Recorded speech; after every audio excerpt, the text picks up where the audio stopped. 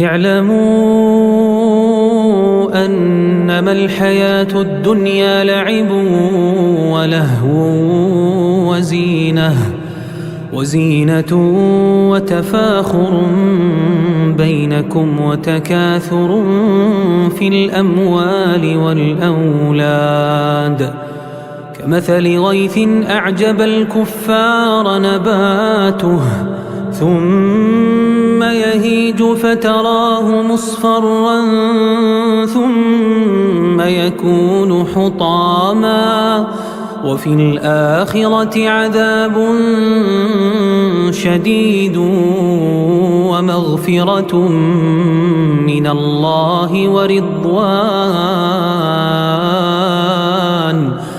وما الحياة الدنيا إلا متاع الغرور سابقوا إلى مغفرة من ربكم وجنة عرضها كعرض السماء